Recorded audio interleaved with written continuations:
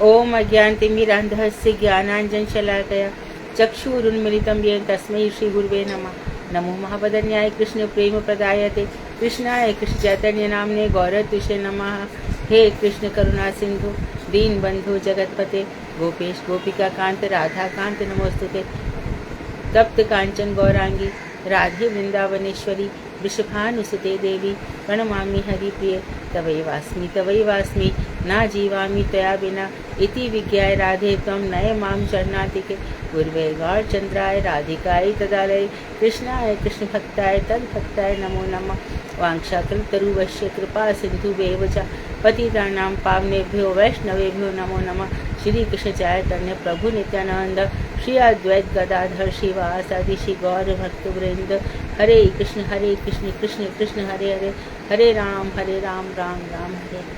मैं सर्वप्रथम मध्य गुरुपाद में पद्म परवाराध्य तम नित्र भविष्य ओम विष्णुपाद अष्टोदर्शत श्रीमद भक्ति वेदांत श्री नारायण गोस्वामी महाराज मध्य शिक्षा गुरुपाद में पद्म परमाराध्य तम नित्र भविष्य ओम विष्णुपाद अष्टोदर्शत भक्ति वेदांत श्री बावन गोसाई महाराज के अभय चरणारविंद में अनंत कोटि दंड प्रणाम ज्ञापन कर उनकी अति कृपा की वांछा करती हूँ।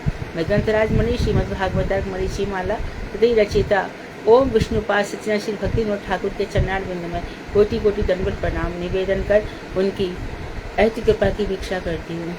मैं सभी वैष्णवी के चरणों में यथा योग्य बंधन अभिवादन दंडवत प्रणाम करती हूँ। हम सौभाग्यशाली इसलिए हैं कि जो गौड़ीय संप्रदाय में आए हैं, जहाँ हमें ये पता चल जाता है, ये तो हम सीख ही रहे हैं 20 किरणें जो है, माया तत्व क्या है, जीव तत्व क्या है, अचिंत्य भेदाभेद तत्व क्या है, संबंध तत्व क्या है, प्रयोजन तत्व क्या है, अभिधेय तत्व क्या है, इतनी सब बातें सीख रहे हैं। परंतु जब हमारे व्यास जी खिन्न है और खिन्न होने के कारण नारद जी उन्हें बता रहे हैं कि देखो व्यास जी, तुमने इतने सारे पुराण लिखे, तुमने ब्रह्मांड पुराण लिखा, तुमने स्कंद पुराण लिखा, विष्णु पुराण लिखा, पद्म पुराण लिखा।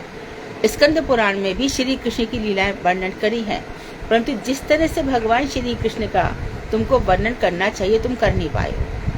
तो चतुश्लोकी भागवत सुनाई उनको, जो नारद जी ने ब्रह्मा को सुनाई, ब्रह्मा ने उनको सुनाई। तो ज्ञान विज्ञान रहस्य तदंग बताए गए।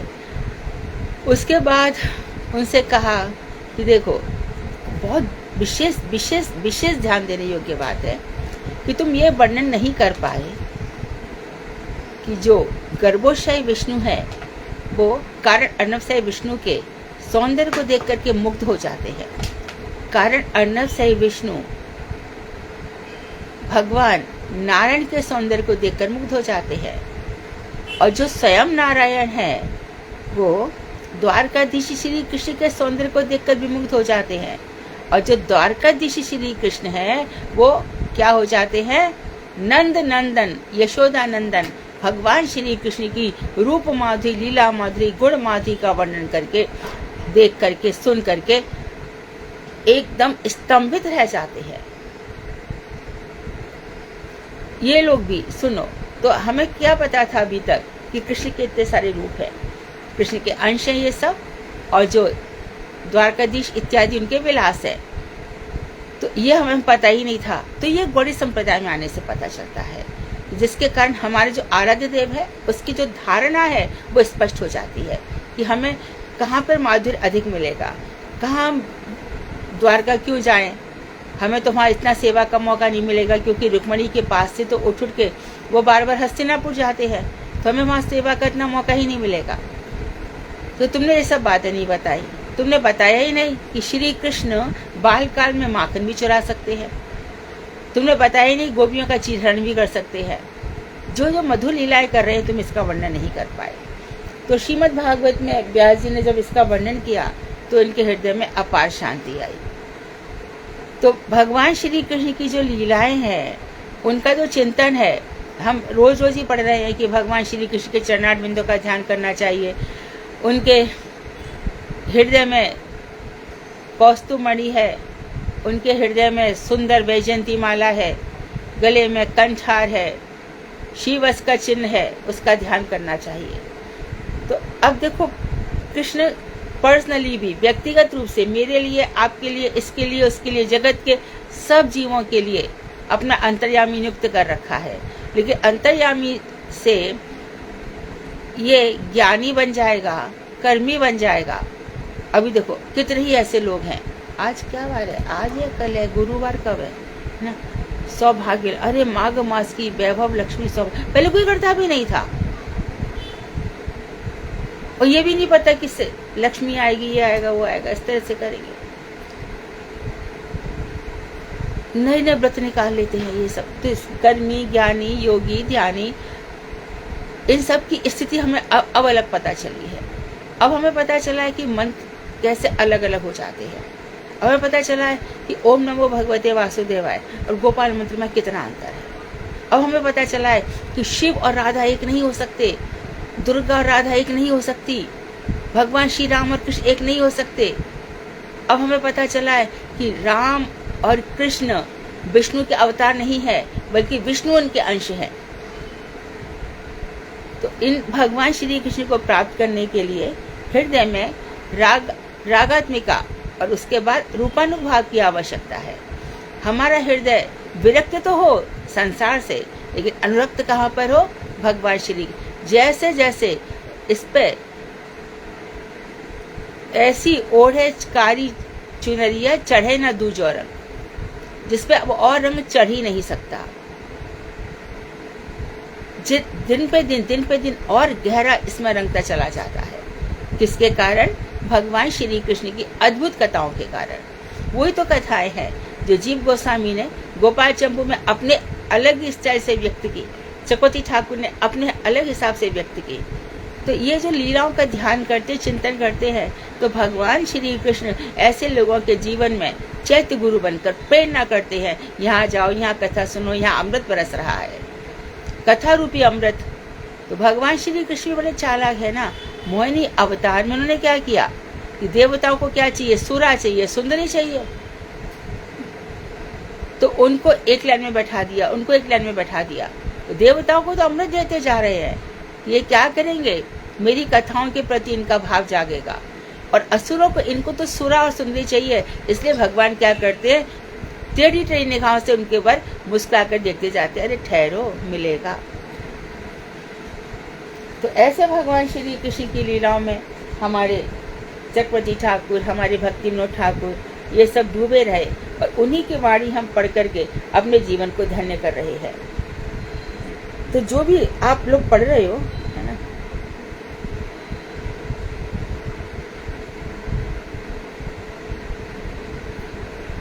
उसको पूरा ध्यान दे करके, पूरे उनके लीला विलास का चिंतन करते हुए हमें पढ़ना चाहिए।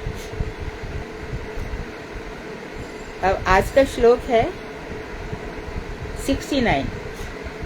आज बता रहे हैं, मामेव सर्वभूतेषु बहिरन्तपवावृतम्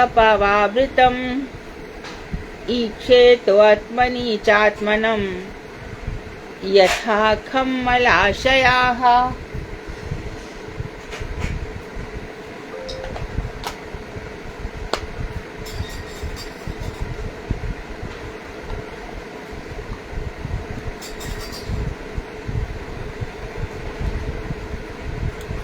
मेरे ऐसे भक्त देखते हैं कि मैं सभी प्राणियों के अंदर और बाहर परिपूर्ण रूप में रहने पर भी, अंदर कैसे हूँ मैं, अनिरुद्ध, अंतर्यामी, अविज्ञात नाम का सखा, सबके अंदर हूँ और मैं सबके बाहर हूँ। देखो, ऐसा भी कहा जाता है कि भगवान श्री कृष्ण की इच्छा ना हो तो कोई उनका नाम तक नहीं ले सकता। अंतर्यामी रूप में जब भगवान श्री कृष्ण देखते हैं कि अपने पूर्व कई जन्मों में ये मेरी पूजा करता रहा है, मेरा अर्चन करता रहा है, मेरा ध्यान करता रहा है, इतना सब कुछ इसने वेद इत्यादि सब पढ़ लिए, इसी कारण इसकी जिह्वा पर मेरा नाम सदैव नृत्य करता है। इसकी जिह्वा मेरा नाम लेती रहती है, इसके कंठ से हर वक्त मेरा ही नाम चलता रहता है, इसके हृदय की हर सांस मेरा नाम निकलता है, जहाँ तक कि जो अपने शरीर के सारे चक्र है, सुषुम्ना नाड़ी, सब में से भगवान का नाम निकलता रहता है। नाभि चक्र में भी वही निकल रहा है। तो नाभि चक्र जिससे हमारा जन्म होता है, वो नाली कट जाएगा ना जन्म मृत्यु का, जब नाम जपते रहेंगे तब। फिर क्यों होगा? बड़े अभ्यास की आवश्यकता है। ये तो हम रोज ही सुन रहे हैं कि मन वहां भागे मन को निकाल लो, मन वहां भागे मन को हटा लो, फटाक से हटा लो। तो सभी प्राणियों के अंतर और बाहर में रहकर भी मैं उसी प्रकार अनावृत हूं, किसी से युक्त नहीं हूं।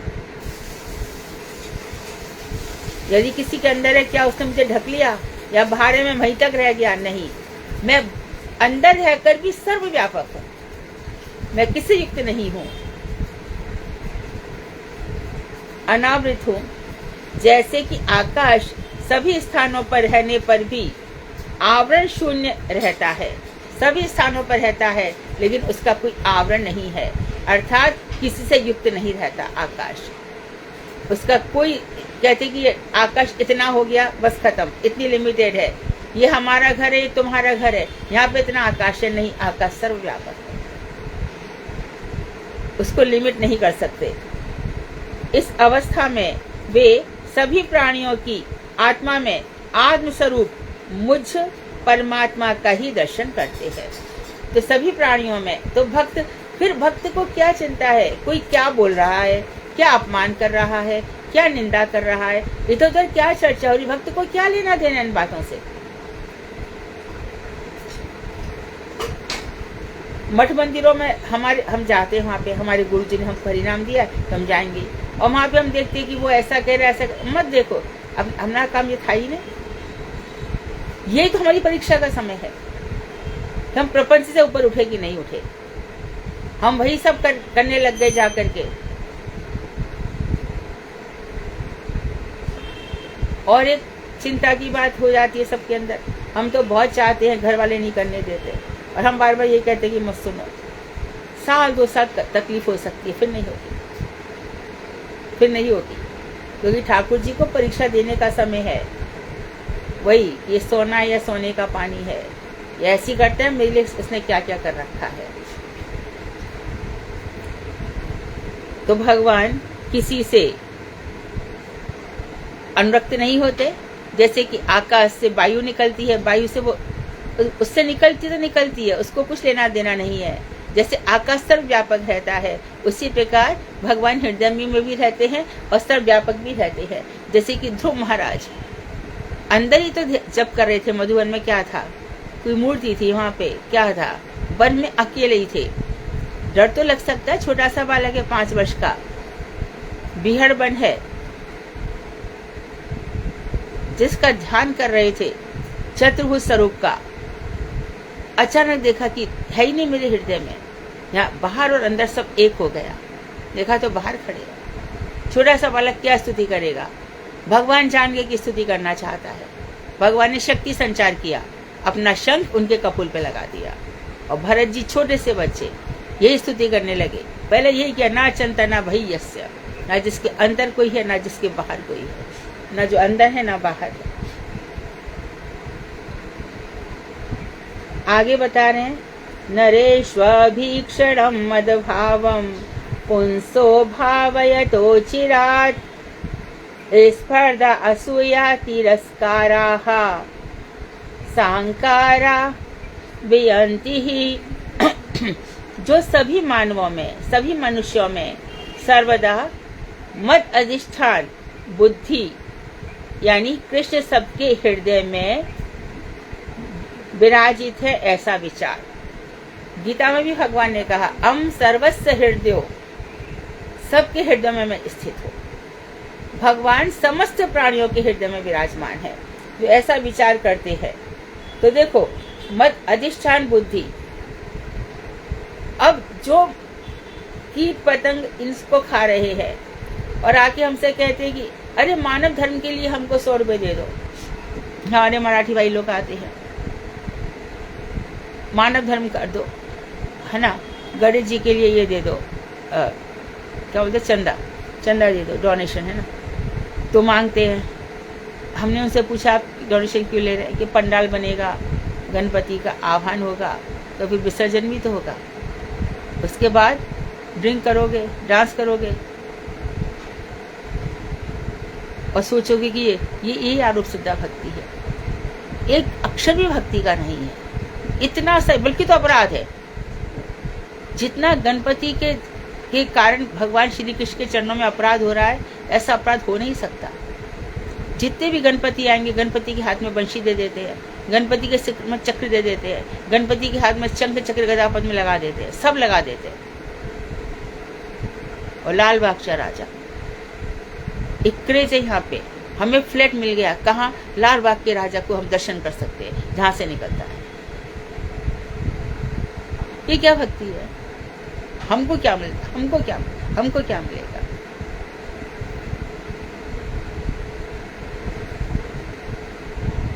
तो ये लोगों को कुछ नहीं मिलता, कुछ भी, बल्कि तो बहुत दयनीय स्थिति है इन लोगों की। गंभीरता पूर्वक विचार करो तो इनको क्या मिल रहा है। और मानव धर्म के नाम पर सबसे ज्यादा मछली खा रहे हैं, है ना, और चिकन खा रहे हैं। ये मानव धर्म है? उनमें पशु पक्षियों में भगवान नहीं है? 84 लाख में भगवान नहीं है? तो ये मत अधिष्ठान सब में मेरा वास है, ऐसी बुद्धि रखते हैं और उसके अहंकार, द्वेष एवं तिरस्कार आदि दुर्गुण सदा के लिए नष्ट हो जाते हैं। तो ऐसे व्यक्ति के अंदर जिसने देख लिया कि सब में मेरा ही वास है, तो उसमें अहंकार नहीं रहेगा। जो कुछ भी सेवा कर रहे हैं भगवान ने करा ली, हमारा कुछ भी नहीं है। ये अहंकार, कभी भी अहंकार, उसको सेवा का अहंकार नहीं आएगा, मैंने ऐसा किया, मैंने वैसा किया।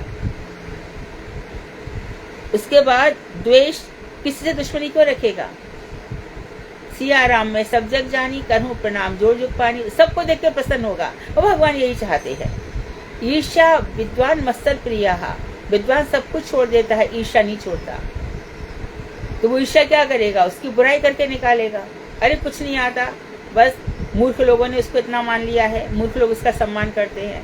अरे यहाँ वह क्या कथा करता है, उसकी कथा में कोई विद्वान भी बैठता है क्या? सब खाने के लिए आ जाते हैं। 7 बजे तक कथा चलेगी, 8 बजे तक, तो लोग 7, 7:30 पे आते हैं। ऐसे से सब बहुत सारी बातें होती रहती है। और उसके बाद फिर तिरस्कार आदि दुर्गुण, और वो किसके तिरस्कार भी नहीं करेगा, क्योंकि सब में भगवान का वास है। इसलिए क्या कहा गया?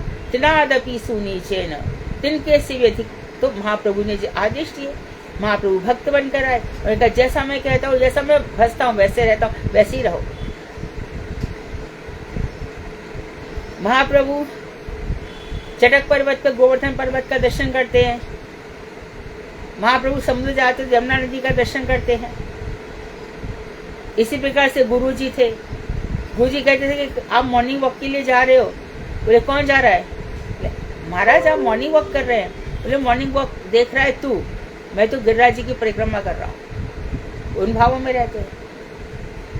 महाराज जी यमुना नदी में चले गए, बोट कर रहे थे।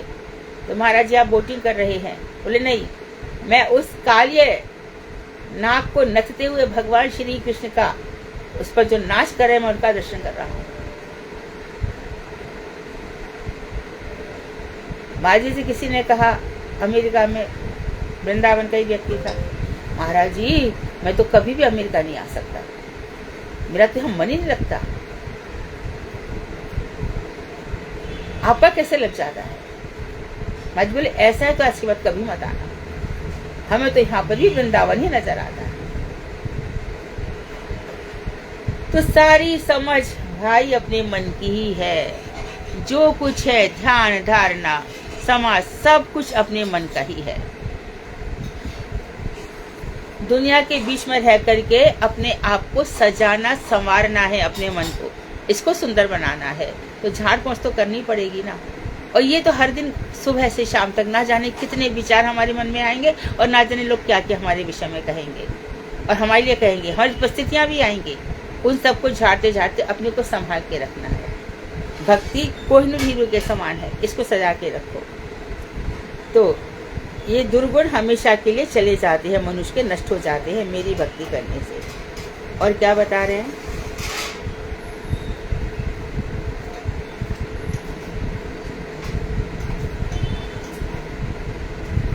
नहांगोपक्रमे ध्वंसो मद्धर्म सयोधव वाण्यवपि मया व्यवसिता सम्यक् निर्गुणात्वादनाशिषाः। हे प्रिय उद्धव, मेरे द्वारा बताए गए धर्म अर्थात जो मैं भक्ति योग कह रहा हूँ उसको आरंभ कर देने के बाद फिर किसी प्रकार की विघ्न बाधाओं से यह किंचित मात्र भी नष्ट नहीं होता। तो जिस तरह से मैंने तुम्हें पूरा भक्ति योग बताया, तुमने यदि इस प्रकार से आरंभ कर दिया तो कैसी भी विघ्न बाधाएं क्यों आना है। विघ्न बाधा क्या आ सकती है? हम भक्ति कर रहे हैं, हमारी मनोकामना पूरी नहीं हो रही, तो मैं भक्ति क्यों करूं? तो हमें जानना होगा कि जो हमारे प्राणनाथ है वो हमारा मंगल जानते हैं कि इनका मंगल किसमें है। हम पूर्ण रूप से उनके प्रपन्न हैं, शरणागत हैं, वो मेरी रक्षा अवश्य करेंगे। तो ये बात हो गई भक्ति योग में। और दूसरी बाधा, मैं तो भक्ति योग कर रहा था लेकिन घर वालों ने करने नहीं दिया, छूट गया। भगवान की इच्छा थी कि बहुत जन्मों में इसने घर बसाए हैं, अब इस जन्म में घर वाले ऐसे दूंगा जहाँ इसकी विरोधी परिस्थितियां आए, और इन विरोधी परिस्थितियों में ये भजन कर गया तो ये चमकता सितारा बन गया, हीरो से सुपर हीरो बन गया। क्योंकि जो भजन कर रहा है वो सबसे बड़ा हीरो है, क्योंकि उसे सब कुछ त्याग कर दिया। तो वो फिर किसी प्रकार की विघ्न बाधाओं से किंचित मात्र भी नष्ट नहीं होता, बल्कि इसका पालन करने वाला मेरी कृपा से थोड़े ही दिनों में कामना शून्य हो जाता है। कामना नहीं रहती। अरे आपका ये नौकरी लड़के की लग गई क्या, घर मिल गया क्या, बेटी की कितनी सारी कामनाएं होती हैं, कामना ही नहीं रहती,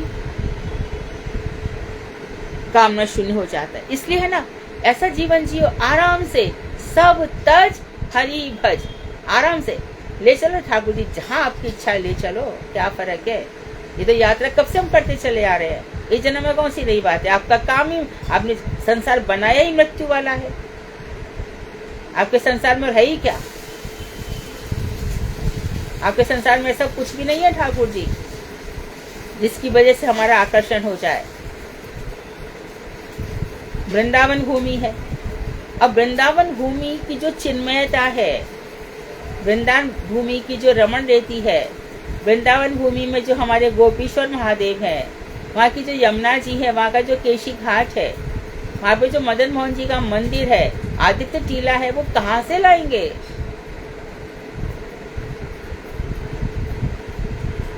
जो महाभागवत है उनकी बात छोड़ दो, हम कहाँ जाएं? अयोध्या कहाँ? जहाँ राम निवास हो। राम जहाँ जा गए, अयोध्या से राम चले गए, अयोध्या सुनी हो गई। परंतु यहाँ तो कहा गया है कि वृंदावनम परित्यज्य पादमेकम न गच्छति। वृंदावन को छोड़ करके वो एक कदम कहीं भी नहीं जाते।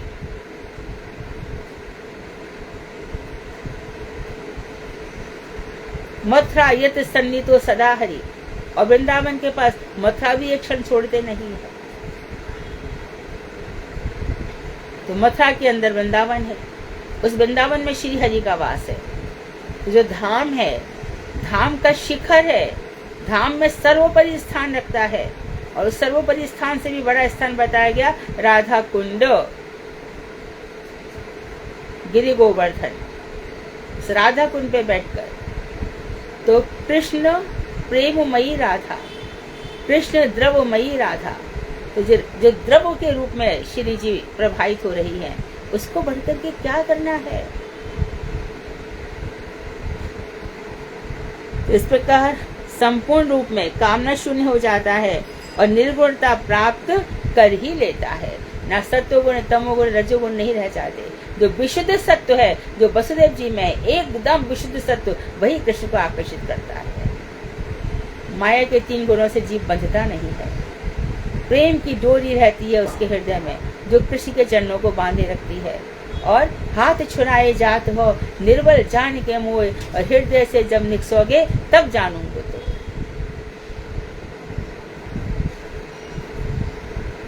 हृदय से निकल के दिखाओ कृष्ण। तो दिन प्रतिदिन उनके प्रति गाढ़ भाव होते जाना। भक्त्या तुष्यति माधव, भक्ति से ही माधव प्रसन्न होते हैं, किसी और से नहीं, किसी और बात से प्रसन्न नहीं होते। ऐसे धीरे धीरे भगवान उनके वश में हो जाते हैं। श्री अम्बरीश महाराज के चरित्र में साधन लक्षणा भक्ति समस्त अंगों का पालन यथा, तो महाराज अम्बरीश के चरणों में बताया गया है कि उनकी साधन भक्ति थी। देखो ध्यान दो, फिर से ध्यान दो, अभी भाव भक्ति और प्रेमा भक्ति की बात नहीं करी है। कभी भी ठाकुर जी ने अपना सुदर्शन चक्र उनकी रक्षा के लिए लगा रखा है और भक्तों को पता नहीं चलता कहाँ का उनकी रक्षा हो रही है। भक्ति योग से भगवान से जुड़ो। योग क्षेमम भा में हम हमेशा योग क्षेम में बहन करता रहता हूँ। एक बार भी मुझे नमस्कार करते हो तो एक बार भी नमस्कार करने वाला कभी नरक नहीं हो सकता। जिसने 4 परिक्रमा कर ली, जहां तक भी कहा गया कि जो इसने शुद्ध वैष्णव के रूप में 4 परिक्रमा कर ली, उसे मैया के गर्भ में कभी नहीं आना पड़ता।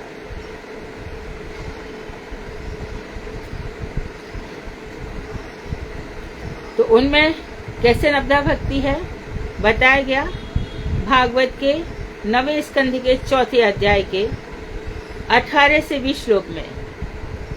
सा वै मना कृष्ण पदारविंदयो वर्चासी वैकुंठ गुणानुवर्णने करौ हरेम निर्मार्जनादिषु अश्रुतिं चकार्याच्युत मत्कथोदयाः। अम्बरीश महाराज ने अपने मन को भगवान श्री कृष्ण पाद पद्म के ध्यान में, मैं आपसे कहती हूँ थोड़ी देर आप अपना मन मुझको दे दो, देके बताओ। तभी तो कृष्ण कह रहे हैं, क्या मांग रहे हैं? मन मना भव, मेरे मन वाले हो जाओ। तो अपना मन मुझको दे दो। क्या तुम्हारे मन में जो कुछ भी है, अच्छा बुरा सब कुछ चाहा अरे हमने तो सोच रखा है कि अपने मन में ऐसा होगा, आपको दे देंगे तो हम अपना फिर जी काहे के लिए रहे हैं? हमें तो बहुत कुछ इच्छाएं हैं, हम तो नहीं दे सकते मन। और कुछ ले लो जो चाहिए तो। मन कैसे दे दो? भगवान तेरा यही तेरा मन जो है ना, इसमें इतना सब भरा पड़ा, इसी को तो मैं मांग रहा हूँ, जिससे तेरा चित्त निर्मल हो जाए। तो उनके जो ध्यान है अपने मन को भगवान श्री कृष्ण चरण कमलों के ध्यान में, अर्थात बार बार मन घूमेगा यहाँ वहाँ, खींच खींच के लाना पड़ता है, फिर अभ्यास हो जाता है। अभ्यास योगेन माम इच्छाप्तुम धनंजय। अभ्यास योग के द्वारा मुझे प्राप्त करने की इच्छा करो अर्जुन। तो बार बार अभ्यास करो, अभ्यास करके फिर मन चला, फिर मन चला, फिर मन चला।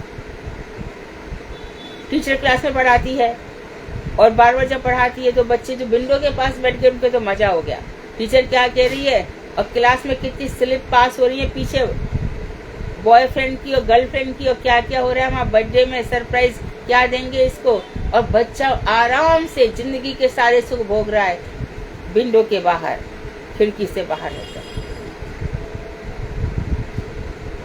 तो बैक बेंचर्स है क्लास में पीछे।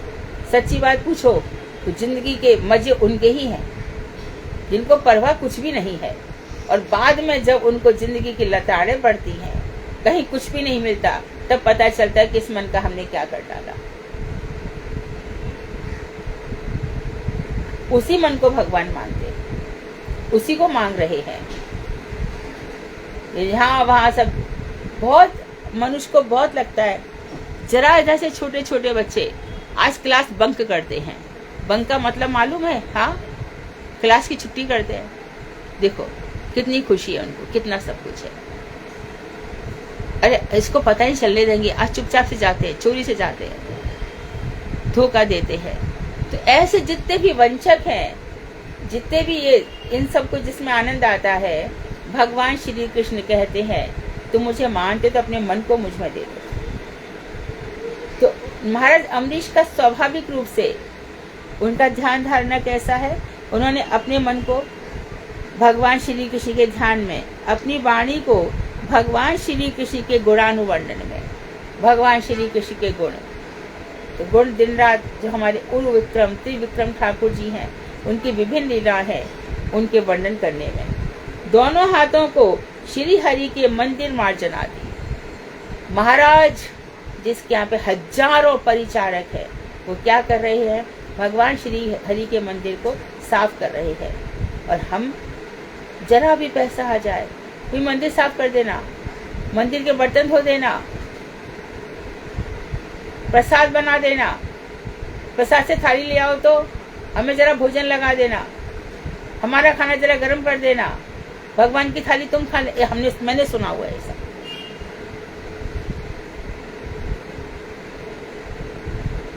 भगवान कह रहे वाह, कर कर तू, बाद में तो मुझे देना ना, क्या फल देना तेरे को, वो तो मैं देखूंगा। इतना ही नहीं और ले, आज तो दोनों कर दिए, 4 और दे देता हूँ, ले ले ले चल। तो श्री हरि के मंदिर मार्जना दी। तो उनके यहाँ पे जो मंत्री थे वही राजकाज संभालते थे, और जो ब्राह्मण थे वही राजकाज संभालते थे। और आदि कार्यों में तथा कानों को अच्युत भगवान श्री कृष्ण एवं अच्युत भक्तों की कथा श्रवण में नियुक्त कर रखा था।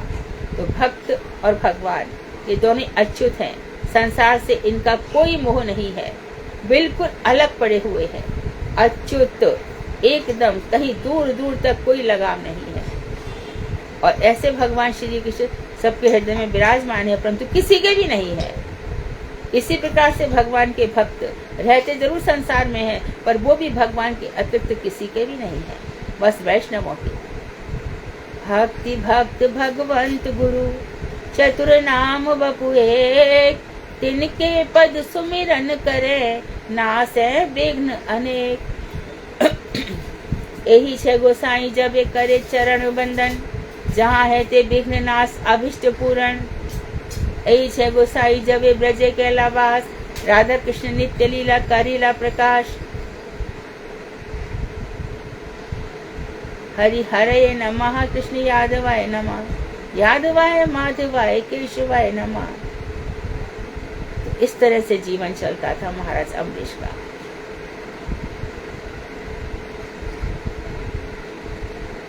और क्या बताया? मुकुंद लिंगालय दर्शने दिशौ, तद्भृत्य गाते स्पर्शे अंग संगमम।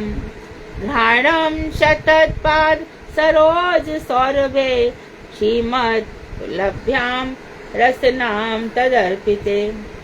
और क्या कर रखा था उन्होंने? अपनी आंखों को, नेत्रों को भगवान श्री कृष्ण के श्री विग्रह में, भगवान श्री कृष्ण के विग्रह दर्शन में लगा रखा था। ये ठाकुर जी के सौंदर्य में इतना खो जाते थे। तब अरे हम आपको एक बात बताते हैं कि गिरिराज जी जाते थे मथुरा में, तो महीना भर की छुट्टी होती थी, तो हम वहीं रहते थे। तो माँ को एक था कि गिरिराज जी आएंगे तो उनके लिए भजन गवाएंगी। तो कीर्तन मंडली द्वारकाधीश की आ जाती थी, और द्वारकाधीश की कीर्तन मंडली गाती तो कृष्ण के भजन थी, पर ऐसा तो नहीं कह सकते कि वो एकांतिक भक्ति थी। और हमारी माँ की सखिया थी, माँ उनको बुलाती थी।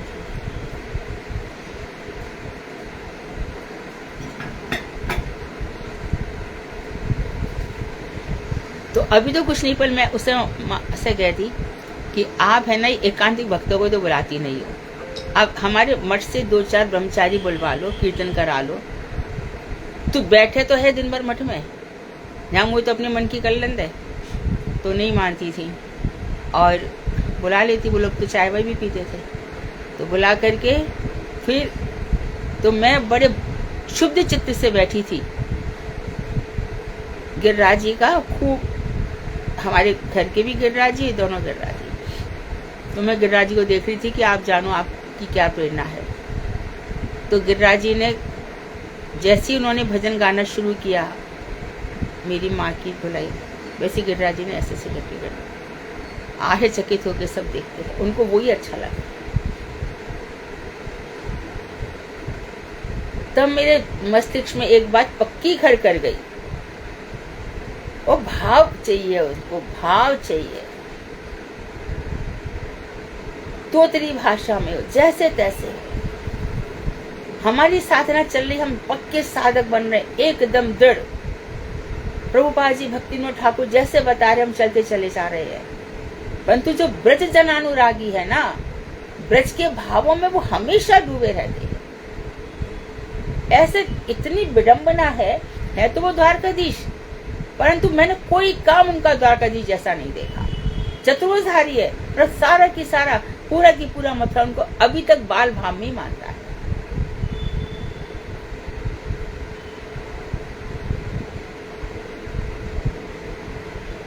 वहां पर मान्यता है कि जब किसी के बालक हो जाता है तो वहां पे लाला की सेवा रहती है, ग्वाल बाल सेवा रहती है, कुछ ऐसे। तो झूला झुलाते भगवान को, यानी कि हिंडोला झुलाते, पालना की सेवा होती है, पालना। तो पालना की सेवा जब भी दोनों भाइयों के बेटा हुआ, माँ ने पालना रख दिया, तो वो क्या करते हैं, वहां पे चांदी की परात होती है द्वारकाधीश मंदिर को, उनको जिसका उत्सव होता है उसको अंदर आने देते हैं और बैठा करके वहां पे चांदी की फिरकनी, चांदी का झुंझुना, चांदी के बहुत सारे, उनको बड़े प्यार से खिलाते हैं। और साइड में हवेली संगीत चलता रहता है उनको लाल लड़ाने का। तो लाल लड़ाने की लीला मुझे बहुत अच्छी लगी। मैं कहा द्वारकाधीश, और उसमें इतना लाल लड़ाया जा रहा है कृष्ण को।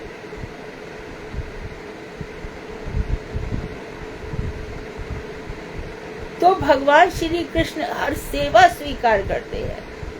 आप उस समय डूब के तो देखो, कहीं ऐसा ना हो कि हमारा जो भक्ति है ये अधूरी रह जाए।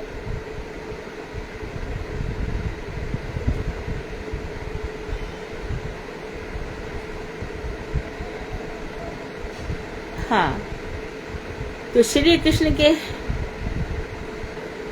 मंदिर के दर्शन में लगा रखा था, अपनी आंखों को श्री कृष्ण के श्री विग्रह एवं मंदिर के दर्शन में, और अपने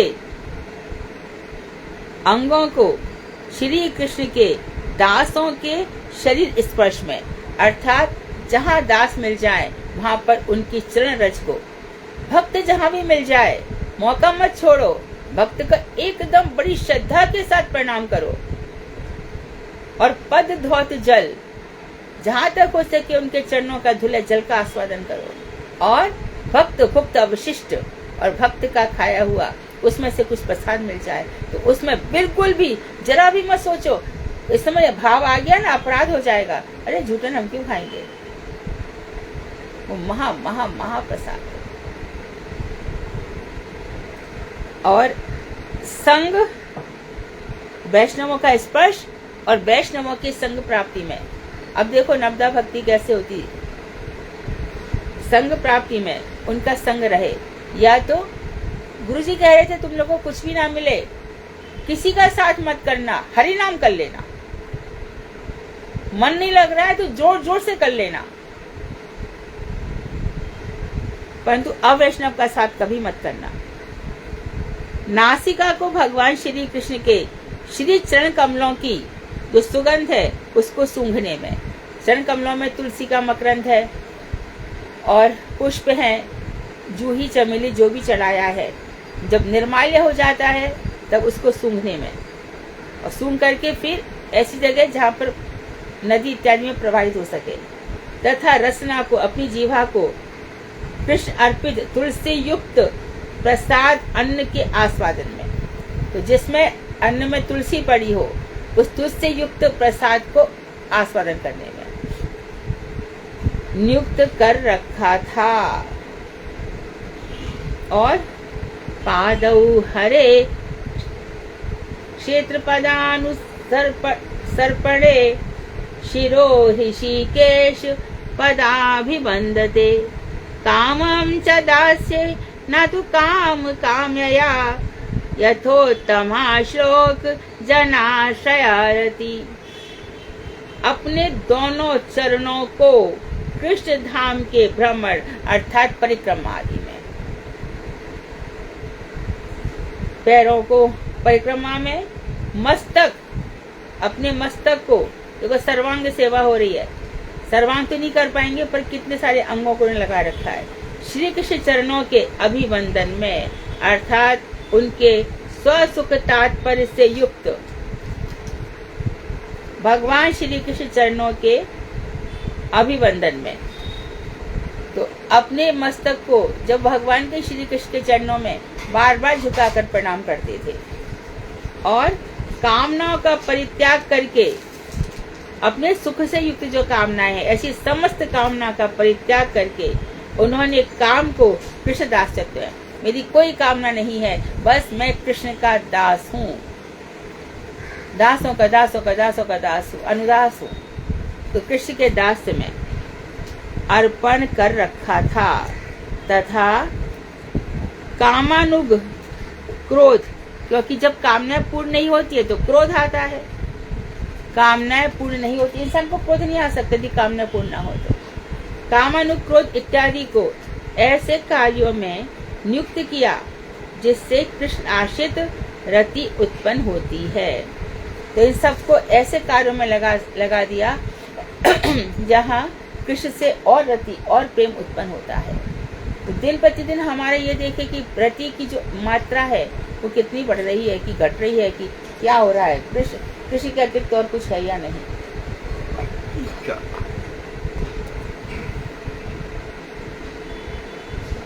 वैधि साधन भक्ति के लक्षणों की व्याख्या समाप्त हुई। ये वैधि भक्ति है, देखो अमरीश महाराज की कितने सारे हमारी संख्याएं सॉल्व हो रही हैं। अब संक्षेप में श्री नारद की उक्तियों द्वारा रागानुगा साधन भक्ति का विचार प्रदर्शित किया जाएगा, जैसे कि श्रीमद् भागवत में। तो आज हम एक श्लोक से शुरू कर देते हैं। तो महाराज अम्बरीश की वैधि भक्ति रही और किस तरह से उन्होंने अपने को हर प्रकार से भगवान में लगा रखा था।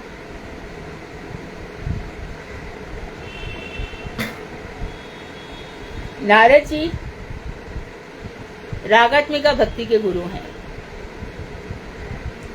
वैसे नारद जी गोपी भाव से नारद कुंड में आज भी आप चले जाना गिरिराज जी में नारद कुंड है, गोपी भाव से नारद जी ने सनत कुमार को भी ज्ञान दिया था और उसी से ये जो निम्बाद संप्रदाय वो चलाया है। तो सनत संगीता भी है और नारद भक्ति सूत्र भी है। नारद भक्ति सूत्र में उन्होंने क्या भक्ति बताई? पहला सूत्र, सा वै पुंसाम परो धर्मो यदा यथो भक्ति रदुक्षजे। मनुष्य मात्र का पहला धर्म यही है जिससे भगवान अदुक्षज में भक्ति उत्पन्न हो। तो रागात्मिका भक्ति, तस्मात् वैरानुबंधेन निवैरिण भयेन वा स्नेहात् कामेन वा युज्यात् कथंचित् इक्षते पृथक। श्री कृष्ण को अति प्रिय जानकर उन्हें आत्मा से दूर स्थित किसी अन्य वस्तु के समान नहीं समझना चाहिए। भगवान श्री कृष्ण हमारे अति प्रिय हैं, इसलिए वो आत्मा से दूर स्थित हैं, ऐसे किसी अन्य वस्तु के समान, यानी कि कोई वस्तु जो हमसे बहुत दूर है ऐसे नहीं है। अति प्रिय अर्थात हमारी आत्मा ही है, निकट क्या। और कोई ये ना समझे कि मैं ही कृष्ण हूं तो गड़बड़ हो जाएगा। गोपियों का ऐसा हो गया था। रास पंचाध्यायी में 32वां अध्याय, 30वां अध्याय, हर गोपी अपने आप को कृष्ण समझने लगी थी। ये क्या है? कृष्णमयी हो गई थी वो सब। तो कोई पूतना लीला करने लगी, कोई बस्सासुर लीला, कोई प्रलंबासुर लीला करने, कोई गोवर्धन, ये सब लीलाएं करने लगी, कोई बंशी बजाने लगी। तो कृष्ण के भाव में पूरी तरह से डूब गई। तो भगवान श्री कृष्ण हमारे अति प्रिय हैं, हमारी आत्मा के निकट हैं।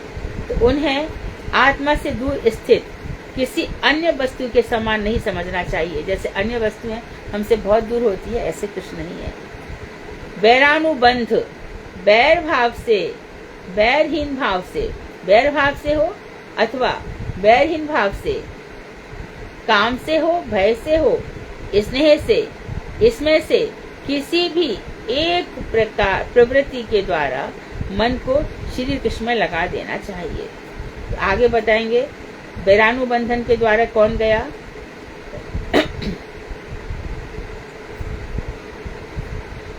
बैर से शिशुपाल इत्यादि, द्वेष किया इन लोगों ने भगवान से, भय से कंस इत्यादि, और प्रेम से गोपियों ने, इसने बंधन से यादवों ने, इन सब ने भगवान श्री कृष्ण को प्राप्त किया। तो जैसे भी हो, किसी भी भाव से, हर भाव को मन में जो है भगवान से युक्त कर देना चाहिए। वांछा कल्पतरुभ्यश्च कृपा सिन्धुभ्येव च पतितानां पावनेभ्यो वैष्णवेभ्यो नमो नमः।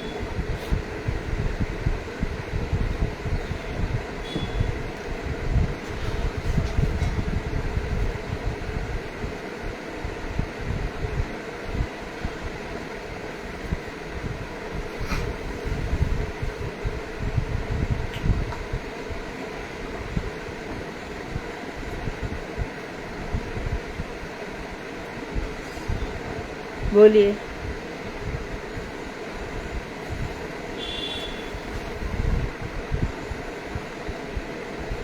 हरे कृष्णा। अरे मेरी आवाज आ रही है कि नहीं? हाँ दीदी आ रही है। हरे कृष्णा दीदी, दंडवत प्रणाम। हाँ धन्यवाद।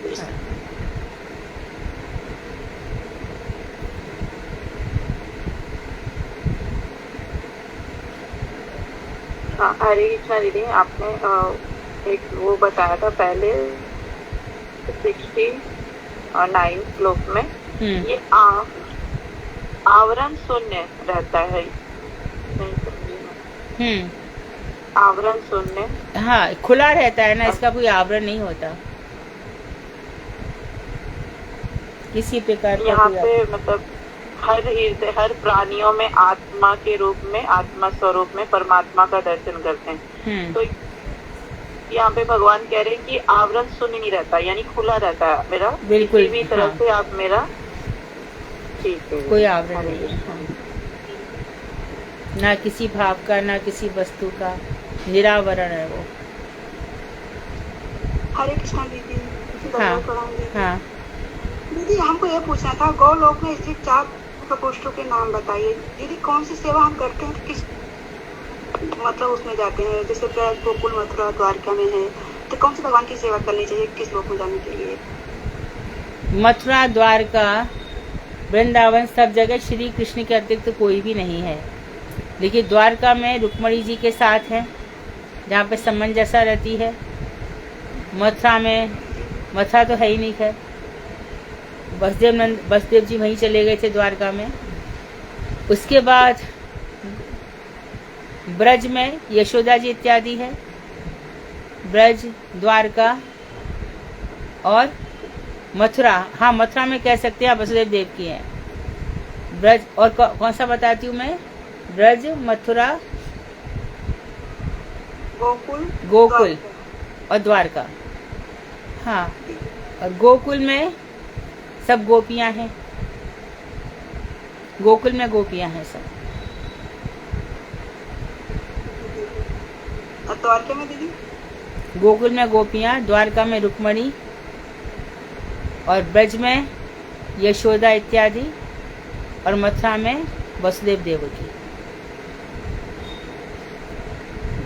हरे कृष्णा दीदी। हरे कृष्णा दीदी, दंडवत प्रणाम।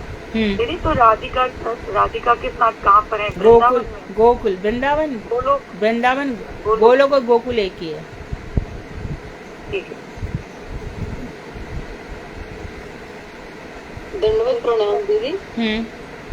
दीदी 79 श्लोक में ना अभी आपने बताया कि मेरी कृपा से थोड़े ही दिनों में कामना शून्य होकर संपूर्ण रूप में निर्गुणता को प्राप्त कर लेता है।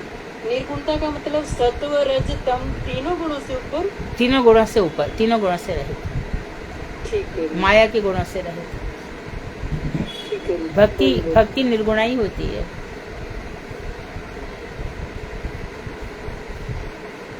दीदी हरे कृष्णा, दंडवत प्रणाम। धन्यवाद। दीदी आपने बताया कि अमरीश महाराज जी की वैदिक भक्ति है, तो दीदी विधि भक्ति और वैदिक भक्ति एक ही होती है, अलग होती है? वैदिक भक्ति और दीदी हाँ विधि और वैदिक एक ही। तो दीदी हम जो पूजा अर्चना करते हैं वो भी इसी में आता है ना? आरती पूजा करते हैं, तो दीदी उनकी तो दीदी वो तो अनन्य भक्त थे, वैदिक उनकी भक्ति। वैदिक भक्ति है। जी दीदी। और दीदी हम जो साधारण लोग हैं, तो दीदी हमारी भक्ति कौन सी होगी? वैदिक भक्ति का बहुत ही सिंपल रूप। जी दीदी। हरे कृष्ण। धन्यवाद। प्रणाम दीदी।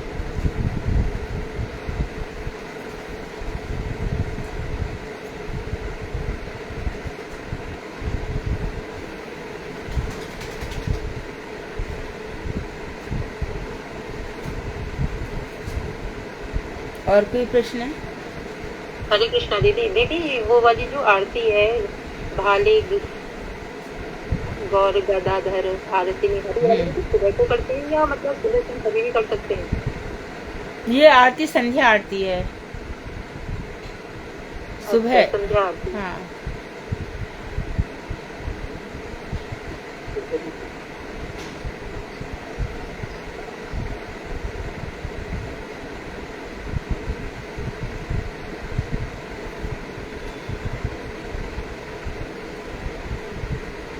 हरे कृष्णा दीदी। दंडवत प्रणाम। राधे हाँ। राधे। हाँ। दीदी जैसे हम भगवान को भोग लगाते हैं, उसके बाद उनको आचमन कराते हैं, तो पहले गुरुदेव को कराना चाहिए या भगवान को कराना चाहिए? भगवान को देने से पहले गुरुदेव के आह्वान करो और गुरुदेव से कहो कि आप उनकी सेवा में नित्य नियुक्त हैं। हे गुरुजी, इस प्रसाद को भगवान तक पहुंचा दीजिए। और जब हमें लगे कि हाँ भगवान प्रसाद पा चुके हैं, तब गुरुदेव से कहिए कि गुरुदेव आप इस प्रसाद को लीजिए, आप ग्रहण कीजिए। फिर गुरुदेव उस प्रसाद को ग्रहण कर लेंगे। उसके बाद हम गुरुदेव के हाथ से ये थाली ले लेंगे। आचमन दीदी जब बाद में कराते हैं, वो पहले किसको कराना चाहिए? गुरुदेव को? प्रसाद के समय आचमन थोड़ी होता है, ये तो स्नान के समय आचमन होता है।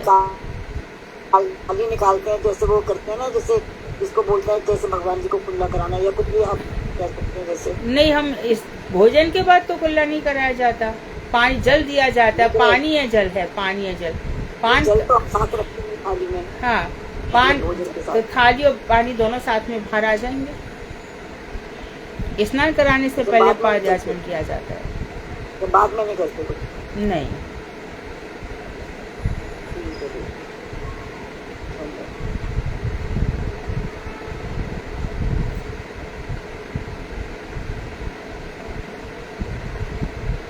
श्रीमद् भागवत।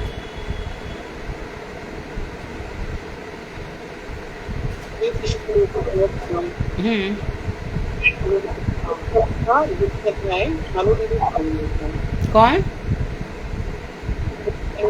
शालू दीदी। हाँ शालू, ठीक है।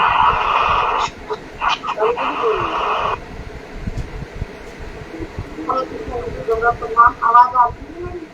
हाँ बोलो तो। आज की बात है बोलूँगा।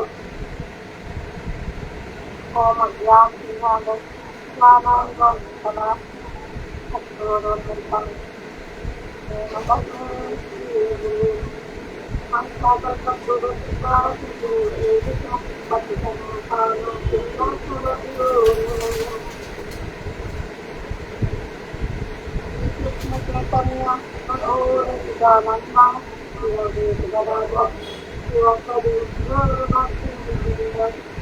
Hare Krishna, Hare Krishna, Krishna Krishna, Hare Hare, Hare Rama, Rama Rama, Hare Hare। वापस हमें अपने प्रभु जय श्री कृष्ण स्वामी जी भक्ति के बाद गोपाल महाराज के अपने समझ करना। आवाज बहुत कम है शालू। इसके तत्पश्चात मैं अपने परम गुरुदेव ज्ञान कलीला भक्ति विधान नारायण गोस्वामी महाराज जी आगे समझ कर लो संरक्षण करती हूँ। इसके तत्पश्चात मैं अपने परम गुरुदेव ज्ञान कलीला भक्ति रूप की गाली महाराज जी ज्यादा समझ करने लगे। इसके तत्पश्चात मैं अपने तीनों भगवत आचार्य अपना समझ करने आज मेरा परम सौभाग्य है कि मुझे दोबारा से के दूसरे अध्याय से बोलने की सेवा पहले अध्याय में अमरीश मामा दीदी के द्वारा मुझे सुनाई नहीं पड़ रहा या सबको सुनाई नहीं पड़ रहा, बताइए। साफ नहीं आ रही दीदी आवाज, आवाज नहीं आ रही। समझ नहीं आ रहा। हरे कृष्णा, अब आई आवाज दीदी? आवाज नहीं आ रही आपकी सर? आवाज तो आ रही है मगर साफ नहीं आ रही है, कुछ डिस्टर्बेंस है।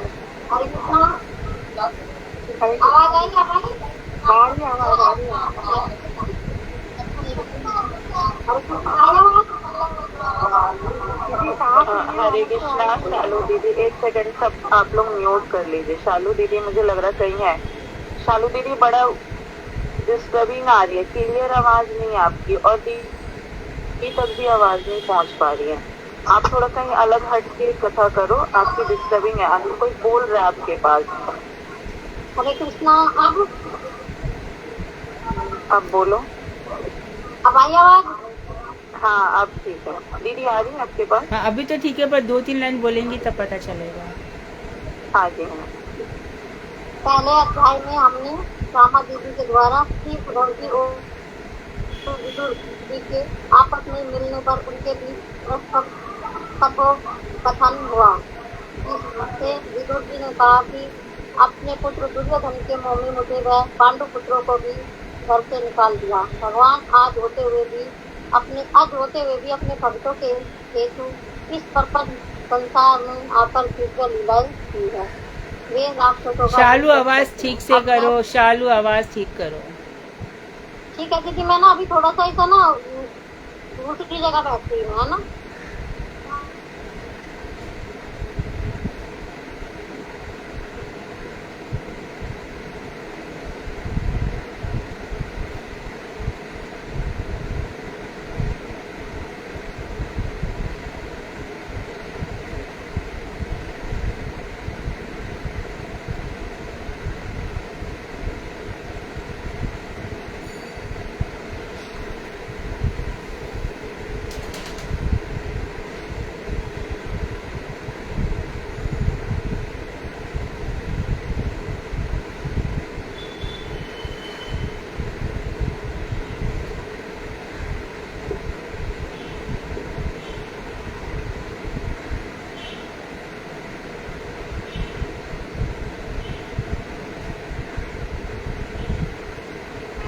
हरे कृष्णा, अब आवाज आई थी?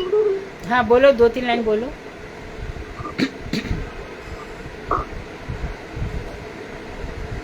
तीसरे स्तंभ के दूसरे अध्याय में श्री कृष्ण के योग में गोपाकुल उद्धव जी के द्वारा श्री कृष्ण की बाल्य लीलाओं का वर्णन। ठीक है दीदी? हाँ ठीक है।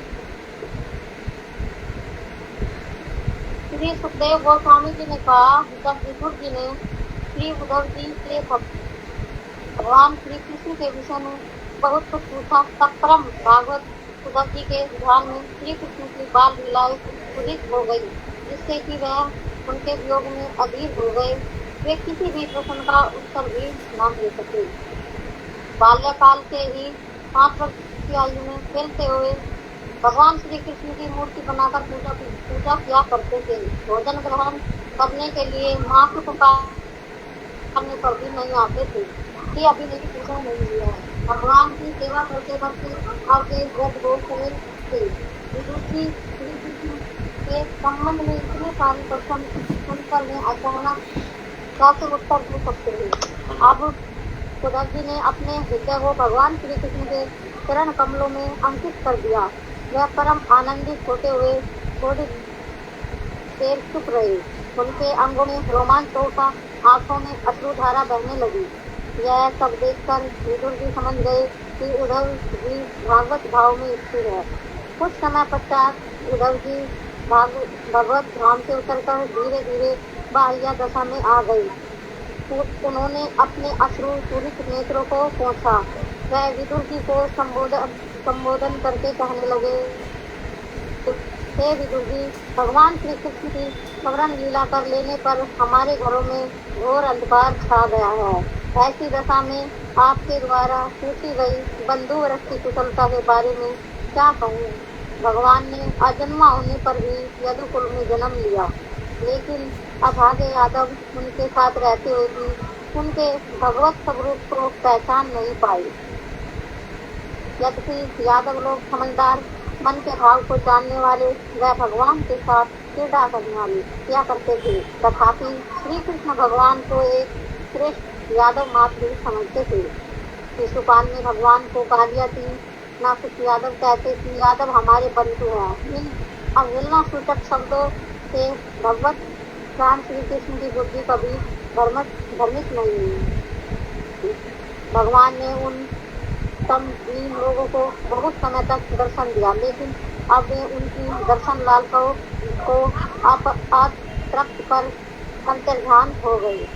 भगवान ने अपनी योग माया से इस प्रपंच में जिस मूर्ति को प्रकाशित किया था वह नृत्य लीला के लिए बहुत ही उपयोगी थी। वे स्वयं भी अपनी सुंदरता से विष्णु हैरान हो जाते थे। वह मूर्ति पूर्ण आलोकित व भूषण स्वरूप थी।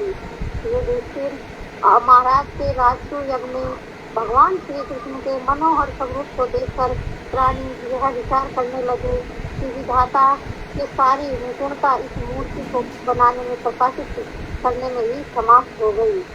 भगवान के अपरिहास मंद मंद मुस्कान व लीलामयी चितवन के सभी ब्रजवासियों ब्रज गोपियों के घर के कार्यों को अधूरा छोड़कर काठ की पुतलियों की भांति खड़ी की खड़ी रह जाती थी, अर्थात उनके नेत्र वहां से हटते नहीं थे। जब भगवान अपने भक्तों को भगवत विमुख असुरों के द्वारा प्रताड़ित होते हुए देखते थे तो उनका हृदय करुणा से द्रवीभूत हो जाता था। वे अज होते हुए भी कारणोदक्षाई विष्णु के अंश में भिन्न भिन्न रूप अवतार लेते हैं। भगवान का वसुदेव जी के घर में प्रकट होना, शत्रुओं से डर कर ब्रज में वास करना, अनंत पराक्रमी होते हुए भी कालियावन आदि के भय से मथुरा नगरी का त्याग आदि लीलाओं का स्मरण कर मेरा चित्त व्याकुल हो रहा है। अपने माता पिता की वंदना करते हुए भगवान ने उनसे क्षमा मांगी थी कि कंस के भय से मैं आपकी सेवा नहीं कर सका। भगवान का ऐसा अद्भुत चरित्र याद करके मेरा हृदय द्रवित हो रहा है। भगवान श्री कृष्ण चरण कमलों में की धूलि का आस्वादन करने वाला ऐसा कौन सा जीव होगा भूल सके, जिन्होंने पृथ्वी के राक्षसों के भार से मुक्त कर दिया था। श्री कृष्ण ने अपने विरोधी शिशुपाल को भी जिस सिद्धि को प्राप्त कराया था उस सिद्धि को योगी अपने योग साधन के द्वारा भी प्राप्त नहीं कर पाती। अतः ऐसे ही श्री कृष्ण का विवाह कौन सहन कर सकता है। इतना ही नहीं, महाभारत के युद्ध में अर्जुन के बाणों से छलनी होकर प्राणों का त्याग करने वाले ये द्याव ने भगवान के मुख कमल का दर्शन कर परम धाम विष्णु पद को प्राप्त किया था। भगवान अजय हैं, उनके समान कोई नहीं है, तो उनके श्रेष्ठ होने का तो कोई सवाल ही नहीं है। ये तीनों लोकों के गुणों के गुणों व सत्य के अधीश्वर हैं। वे आत्मा राम व परिपूर्ण काम है। सभी देवता अपने मुक्तों के अग्रभाग से उनके चरण रखने की चोटी को प्रणाम करते हैं।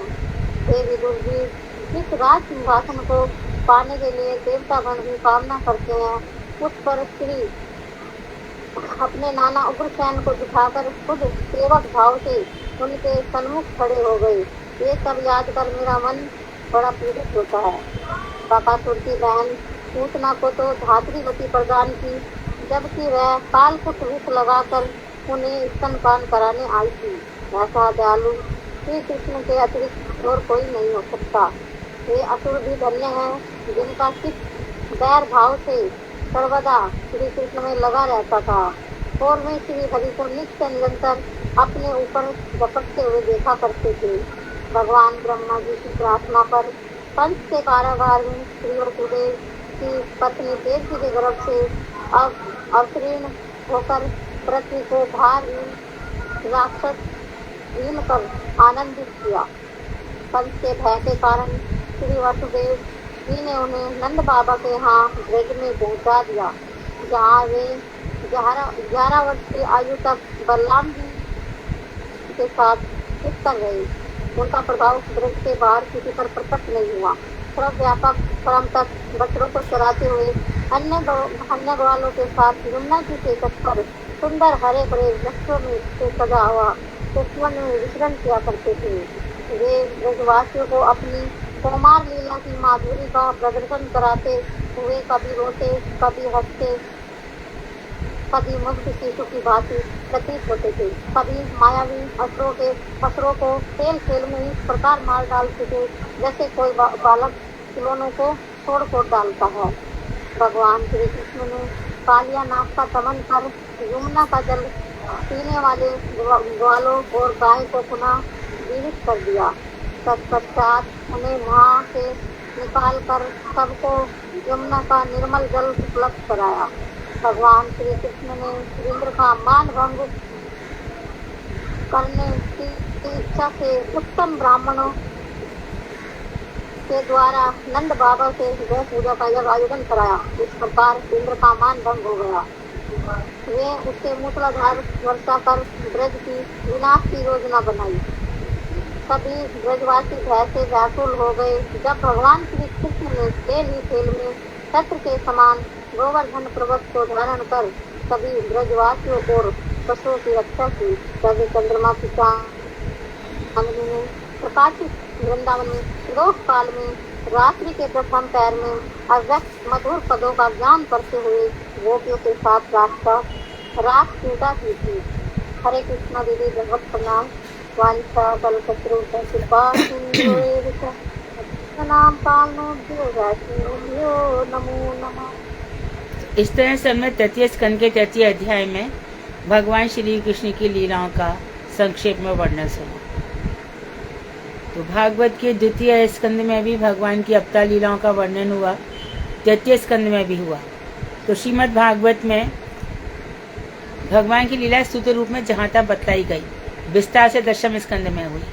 इसके पहले परीक्षित के प्रश्न होंगे कि सृष्टि क्या है, विसर्ग क्या है, काल क्या है, मनवंतर क्या है और उनके जो भक्त हैं उनका चरित्र क्या है, ये सब वर्णन किया होगा। आपने अच्छा बताया, संक्षेप में सब सार बताया, सुंदर था। कीर्तन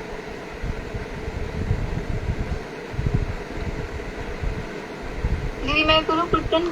गाओ। हरे कृष्णा दीदी, दंडवत प्रणाम। तुम्ही तो सर्वेश्वर ब्रजेंद्र कुमार, तुम्हारे छाए विश्वेरा विश्वे सृजन संहार। तव इच्छा मत ब्रह्मा करे न सृजाना, तव इच्छा मत विष्णु करे न पलाना। तव इच्छा मत शिव करे न संहार, तव इच्छा मत माया साजे कारागार। तो इच्छा मत जीवेरा जन्म मराणा, श्रवणी निपाता सुख दुख संघटाना। नीचे माया बधा जीव आस पास फिरे, तो इच्छा मत बिना कुछ न करते पारे। तुम्हें तो राजक और पालक हमारा, तुम्हारा चरण बिना आसन नहीं आरा। निज बल चेष्टा प्रीति भरता छड़िया, तुम्हारा इच्छाए अच्छी निर्भर करिया। भक्ति विनोदायति दीनय किंचन, तुम्हारा इच्छाए तर जीवन मराणा। तुम्ही तो सर्वेश्वर ब्रजेंद्र कुमार, तुम्हारी इच्छाए विश्वेरा सृजन संहार। जय भक्ति विनोद ठाकुर भक्ति विनोद, भक्ति विनोद ठाकुर भक्ति विनोद। हरे कृष्णा दीदी, सुंदर था। शुरू में इच्छा मत की जगह 2 बार इच्छा मत निकल गया और काफी सुंदर गाया, बहुत सुंदर, जी मुझे बहुत सुंदर। बिल्कुल नहीं प्रैक्टिस आती। करो, प्रैक्टिस करना। वांछाकल्पतरुभ्यश्च कृपा सिन्धुभ्येव च पतितानां पावनेभ्यो वैष्णवेभ्यो। हरे कृष्णा दीदी, धन्यवाद। धन्यवाद, धन्यवाद। हरे कृष्णा दीदी, प्रणाम।